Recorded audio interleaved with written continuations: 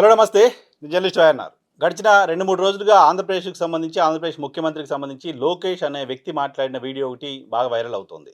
So, ఆయన మాట్లాడారు. ఆంధ్రప్రదేశ్‌కి సంబంధించిన ముఖ్యమంత్రి జగన్మోహన్ రెడ్డి వేల కోట్ల రూపాయలు ధనాన్ని విదేశాలకు తరలిస్తున్నారు అని. హైదరాబాద్ కేంద్రంగా ఉన్న ఒక న్యూస్ ఛానెల్‌లో కూర్చొని ఆయన మాట్లాడిన మాటలు సోషల్ మీడియాలో చాలామంది చూసి నవ్వుకున్నారు. బాగా వైరల్‌గా మారాయి. ఆయన మాట్లాడిన మాటలు ఏంటి అంటే, ప్రతి 3 నెలలకు ఒకసారి వేల కోట్ల రూపాయలతో ఉన్న కంటైనర్లు విజయవాడలోని తాడేపల్లి నుంచి కాకినాడ పోర్ట్‌కెళ్తున్నాయంట.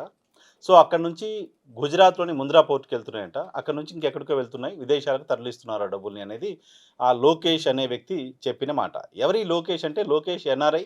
లోకేష్ విదేశాల్లో ఉంటారు. సో, భారతదేశంలో ఆంధ్రప్రదేశ్‌లో జగన్మోహన్ రెడ్డి ఏం చేస్తున్నారనే దానిపైన ప్రత్యేకమైన నిఘా పెట్టున్నారాయన. ఎప్పటినుంచి? 2015, 16 నుంచి.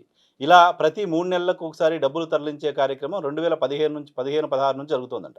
2016లో జగన్మోహన్ రెడ్డి ముఖ్యమంత్రి కాదు. బట్ అప్పుడు తాడేపల్లి నుంచి 2016 నుంచే డబ్బులు తరలించే కార్యక్రమం చేస్తున్నారంట. 2016లో తాడేపల్లిలో జగన్మోహన్ రెడ్డి నివాసం కూడా లేదు. నాకు తెలిసి అప్పటికి అక్కడ ఆయన భూమి కూడా కొనుక్కున్నారో లేదో డౌటే.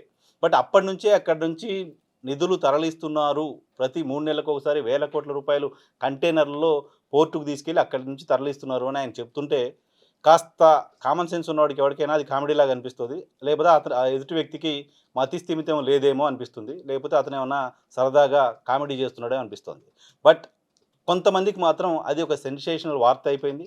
నిజంగానే జగన్మోహన్ రెడ్డి ఈ తరహా నిధులు తరలించేస్తున్నారు అని చెప్పని వాళ్ళు దాన్ని ప్రచారం చేయడం మొదలుపెట్టారు. ఒక వ్యక్తి వేల కోట్ల రూపాయలు ప్రతి 3 నెలలకు ఒకసారి నేవీ అధికారులకు కూడా తెలిసి ఆ పోర్ట్‌కి ఆ కంటైనర్స్ రాగానే ఒక ప్రధానమంత్రి వస్తుంటే ఎలా సెక్యూరిటీ ఇస్తారో అలా సెక్యూరిటీ ఇస్తారంట ఆ కంటైనర్స్‌కి. ఇచ్చి అక్కడి నుంచి తీసిపోయి మొత్తం విదేశాల్లో తరలిస్తారంట. కొన్ని వేల కోట్ల రూపాయల భారత్ కరెన్సీ విదేశాలకు తీసుకుపోయిన తర్వాత మళ్ళీ దాన్ని ఎలా మార్చడం సాధ్యమవుతుంది? అసలు ఎవరు తీసుకెళ్తున్నారు? నేవీ అధికారుల ప్రమేయం కూడా దీంట్లో ఎందుకుంటుంది? అంటే భారతీయ జనతా పార్టీ కేంద్ర ప్రభుత్వం ప్రమేయంతోటి ఇక్కడి నుంచి డబ్బులు తరలిస్తున్నాయని చెప్పదలుచుకున్నారా? జగన్మోహన్ రెడ్డి అధికారంలోకి లేని రోజుల నుంచి 2016 నుంచి డబ్బులు తరలిస్తున్నారని ఎలా చెప్తారు? సో, ఈ చెత్తంతా నానా రకాల చెత్త ఆయన మాట్లాడారు. ఆయన పేరు లోకేష్. విదేశాల్లో ఉంటూ ఉంటారు. ఆంధ్రప్రదేశ్‌కి సంబంధించిన వ్యక్తి. ఆంధ్రప్రదేశ్‌లో జగన్మోహన్ రెడ్డికి వ్యతిరేకంగా పోరాటం చేస్తూ వస్తున్నాడంట. ఆంధ్రప్రదేశ్‌లో జగన్మోహన్ రెడ్డి అక్రమాలపైన ప్రత్యేకమైన నిఘా పెట్టారంట. ఎవరైతే నిధులు తీసుకెళ్తున్నారో, ఈ డబ్బులు తీసుకెళ్తున్నారో అందులో ఉన్న ఒక ఇద్దరు కీలకమైన వ్యక్తులు ఈయనకి సమాచారం ఇచ్చారంట. దానికి సంబంధించి పూర్తి డీటెయిల్స్ ఆయన దగ్గర ఉన్నాయని చెప్తున్నారు. సో, ఇదొక కామెడీ అనుకుంటే పక్కన పెడితే ఆయన నిన్న జగన్మోహన్ రెడ్డి విదేశాలకెళ్ళడానికి సంబంధించి గన్నవరం ఎయిర్‌పోర్ట్‌కెళ్ళిన సందర్భంగా రాత్రి 10:30 ప్రాంతంలో గన్నవరం ఎయిర్‌పోర్ట్‌లో ప్రత్యక్షమయ్యారు. ఆయనకి గన్నవరం ఎయిర్‌పోర్ట్‌లో ఆ సమయంలో పనేంటి అనేది పోలీసులకొచ్చిన అనుమానం. ఆయన ట్విట్టర్ వేదికగా ఆయన సోషల్ మీడియా ప్లాట్‌ఫామ్స్‌లో కూడా జగన్మోహన్ రెడ్డి పైన రకరకాల పోస్టులు ఆయనకు వ్యతిరేకంగా పెడుతున్నారు. ఆయన అక్రమాలంటూ, ఆయన దోచుకున్నారంటూ, ఆయన విదేశాలకు నిధులు ఎగుమతి చేశారంటూ రకరకాల పోస్టులు పెడుతున్న నేపథ్యంలో ఆయన పైన కొంతమంది ఇప్పటికే కంప్లెయింట్ చేసినట్లుగా సమాచారం అందుతోంది. సో, పోలీసులు కూడా ఎతుకుతున్నారు ఆయన కోసం.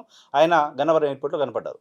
సో, జగన్మోహన్ రెడ్డి విదేశాలకెళ్తున్న సమయంలో గన్నవరం ఎయిర్‌పోర్ట్‌లో అనుమానాస్పదంగా ఆయన తిరుగుతూ ఉండడం చూసి పోలీసులు ఆయన్ని అరెస్ట్ చేశారు. సో, ఆయన అప్పుడు చెప్తున్న మాట టికెట్ కొనుక్కోవడానికి గన్నవరం ఎయిర్‌పోర్ట్‌కొచ్చాను అని. ఇది కూడా సేమ్ అలాగే డబ్బులు తరలించడం ఎలా ఉందో ఇది కూడా అలాగే ఉంది. ఈ రోజుల్లో ఒక ఎన్ఆర్ఐ టికెట్ కొనుక్కోవడానికి రాత్రి 10:30కి ఎయిర్‌పోర్ట్‌కెళ్తారా? ఎయిర్‌పోర్ట్‌కెళ్ళి అక్కడ కౌంటర్‌లో టికెట్ కొనుక్కుంటారా? ఇంటర్నేషనల్ ఎయిర్‌పోర్ట్ కాదు గన్నవరం ఎయిర్‌పోర్టు.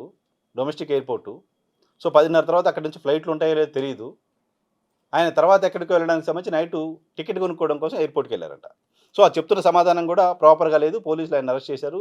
సో, ఈ గొడవ ఏదో నడుస్తోంది. ఇది ఈ మొత్తం ఎపిసోడ్‌లో నేను చెప్పదలుచుకుంది ఏంటంటే, ఒక ముఖ్యమంత్రి పైనో, ఒక నాయకుడి పైనో, పార్టీ పైన ఎవరైనా ఆరోపణలు చేస్తున్న సందర్భంలో కనీసం బేస్ ఉండాలి అటువంటి ఆరోపణలకి. అటువంటి ఆరోపణలు చేస్తున్న వ్యక్తులు, వాళ్ళ స్థాయి, వాళ్ళు మాట్లాడుతున్న మాటలు, ఆ మాటల్లో సహేతుకత, దానికి సంబంధించిన పాజిబిలిటీ ఉందా లేదా, వాస్తవికత ఎంతుంది ఏంటి, చూసి కనీసం మీడియా టెలికాస్ట్ చేయాలి.